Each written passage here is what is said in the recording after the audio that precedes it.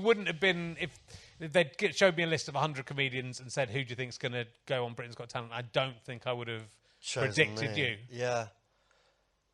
But that's good, isn't it? Yeah, it is that's good. A sort of surprise myself. Surprise. What was your? What did you have to talk yourself into it, or did you think I want to do this? I mean, the Bank of England put the interest rates up. no, oh fuck! I've got 2 mortgages to pay. I think I was quite happy bumbling along as a jobbing comic. I mean, I say it facetiously, but I also say this true. Like, I've actually reduced my ambitions from superstardom to just not getting a proper job. Yeah. You know, and I say that sort of like genuinely, I'm 52 and I've never had a proper job. I mean, it is. Do you know what I mean? Thank you very much. But that is. I mean, I work extremely hard at this. I work very, very hard. You know, this is extremely hard work. Nobody cruises it. But I've wanted to do this, and it was enough to just be a comic. But I was making a living. I raised a daughter, and it was fine. And I didn't have to deal with people in TV. And my experiences of dealing with TV and the people who populate TV had never really been overly positive. Forgive me if anybody here works in TV. They don't. They're in New Milton. Good. They have to drive through horses just to get here. Be that as it may. And so, yeah, I was very happy with that. And then when I had the stroke and I just started talking about it and I realised that it resonated with people, I just thought I want to talk to more people about it. Yeah.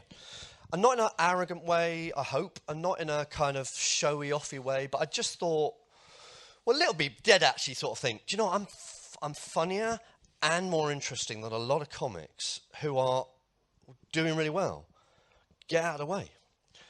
But also just in a kind of, I've got an interesting story and I can tell it funnily and I want to tell more people. Yeah. And so Britain's Got Talent, I mean, they ask all of, have you ever been asked? I haven't been asked. No. They ask lots of comics all the time. Right? And I've probably been asked 5 or 6 times. Right. And always historically been kind of like, oh, no, that's naff and I don't want to do that. And this time I thought, well, why not?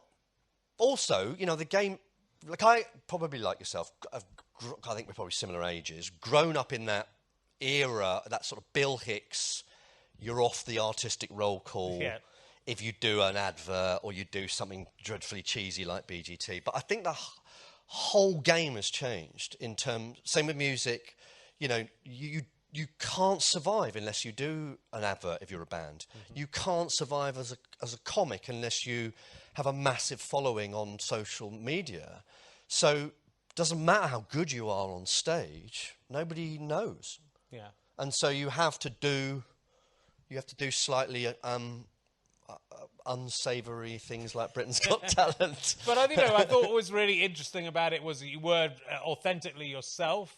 That, you know, and it was, and things are so, you know, admittedly the guy who won this series was a very brilliant act. He played a blind act, but a very BGT friendly act of lots of noise, lots of running around. Yeah, I actually think that high vis jacket routine is genius. So I'm not at all criticising him. But you were authentic yourself. It was very, you know, you kept it enclosed. I suppose it was you sitting down. You know, just telling your story, telling your jokes, and letting them come to you. It was, you know, it's not quiet, but it was. You know, well, I mean, stand-up is fragile, isn't it? Yeah. I mean, unless you're sort of Lee Evans or something where it's really bombastic. Yeah. And I think I vaingloriously thought that I'm so good at this that if I'll just show them. And they'll just let it be, and they'll realise the genius. And of course, no, you know, they've mucked it around and chopped it and edited it and took out what I would say were vital elements of a routine to get for their own narrative. Yeah. However, and thank you for saying so, and other people have said so, that I think I did retain the Markus Birdman-ness of it. Yeah.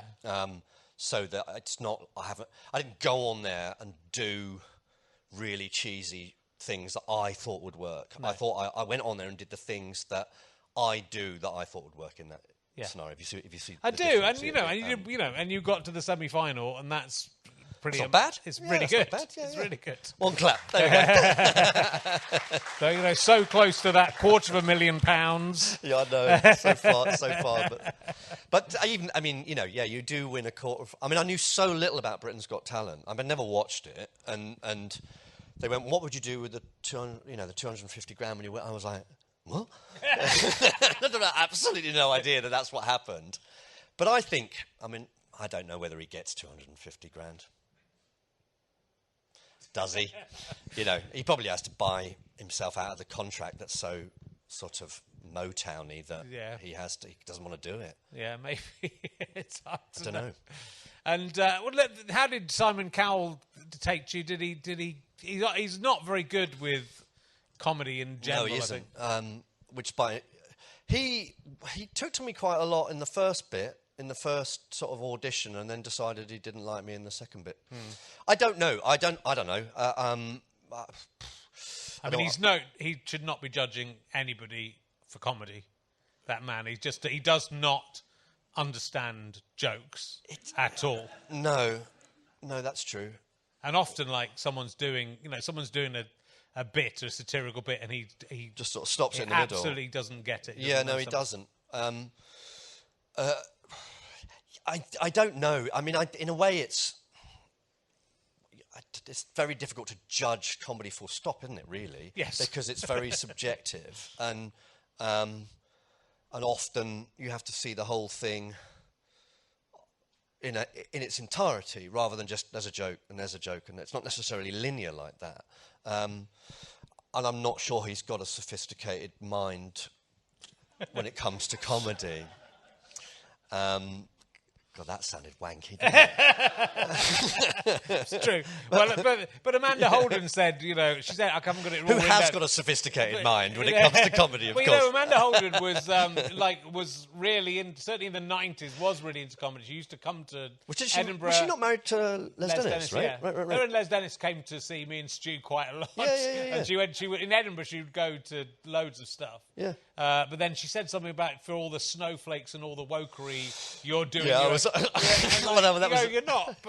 You're talking about illness, and but you're not being anti-woke. Well, I didn't want to get caught. While it was nice for her to be effusive about me, I was like, I don't want to be poster boy for that either. I'm not the anti-woke comic at all. It's very weird because I think the commentary was shocking and like edgy, and I'm not. I'm really for not. Britain's Got Talent, I am for that scenario, maybe. Yeah, sure, for that scenario. But I wouldn't have said I was in the scheme of things in terms of sort of, if you think of the sort of Jim Jeffries edge or Frankie Boyle, I'm nowhere near that. No. Someone described me, and I quite like this, someone described me as offensive if you're a moron. And I quite like that because I think if it's because maybe some of the language I use might sound a bit laddie or a bit punchy, but if you're actually listening, you go, it's almost like he's ironically using that or using that as a tool. And also people talking about comedy, you're not allowed to do anything in comedy anymore, and not going to comedy clubs because you absolutely can do anything you want in a comedy club. Yeah, pretty much, right? You can still, you can't be racist and things, but you hopefully don't. Such a shame, isn't it? Yeah, it is. We were just born in the wrong generation. No, only just. Yes, that's true. I don't want to be in that. You can't say anything these days. You can. You're right. But I do think culturally it's shifted. I think people's sensibilities have shifted, and what. Yeah, I'm not you've offended that guy. Sorry, not better or worse, but I think it's maybe just the sense of humour shifted a little bit. I think. Yeah. From when I started, anyway. Yeah, no, I mean things are different, but I think that's comedy. It evolves, but you can still do. I think I just. The idea that someone could look at you and think, yeah, well done, standing up to the woke, it just shows that they don't understand what... being woke doesn't mean anything anyway. It's it's just a way of categorising people together. And if you even think about it... It's always used as a criticism as well, isn't it? Rather, in the same way that, PC or being right on was used as a criticism. Yeah. we sort of go, well, there's nothing wrong with that. Yeah. I want to be that. Yeah. Well, it's all, it's all, and what do you feel you've got what you want out of it? Do you feel that, is it too early to say what's going to come out of it? Probably too early to say. I mean, it's very, I've been trying to get on this for years, and you fucking never return my phone calls. So the minute I saw Simon Cowell say you were good, then suddenly, old Ricky's on the phone.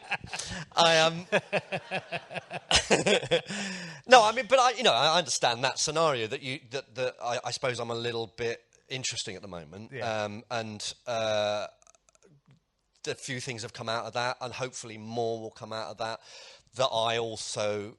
Without wanting to sort of blow smoke up your arse, but like this is far more credible to me than Britain's Got Talent. I'm doing Rosie Jones's disability show in a couple of weeks, and that's where I feel like I'd want to be. And those things would not have happened without doing BGT. So to that end, it was a jobs were well done. Yeah, I think I didn't enjoy that process at all, but it's got to be, I'm sure you've got material out of it, and it's got to be an interesting to go through. And I think that often you can stop yourself doing something through what if I don't look cool, or what will people say? But actually going through any experience, even if it turns out, even if it was a disaster, even if you've been on and they'd said you're shit, get off. That would still have been an experience, and you'd have experienced all the other stuff, and you'd have got something out of that as well. Absolutely. But so it's I think by closing yourself off to experience, I think that's a mistake as a comedian. Maybe you should be saying, oh look, I'll go and do this thing that I feel uncomfortable about, or I'll do this thing that isn't my comfort zone. But it's you get on TV and people see you, and I mean it's sort of how everything works. It's like when you retweet someone saying something awful and say, look at this awful person, you're doing what they want. I mean, this is a different example, but they're getting their horrible point of view retweeted 200,000 times, and they only need 1 in 100 people to go, well, actually, I think that's good. And then they've got 2,000 or 2,000 new followers or whatever. And so it's this. As long as you're out there, the people will see you who like you will go, oh great, we'll go and see that guy. It'd be interesting to see.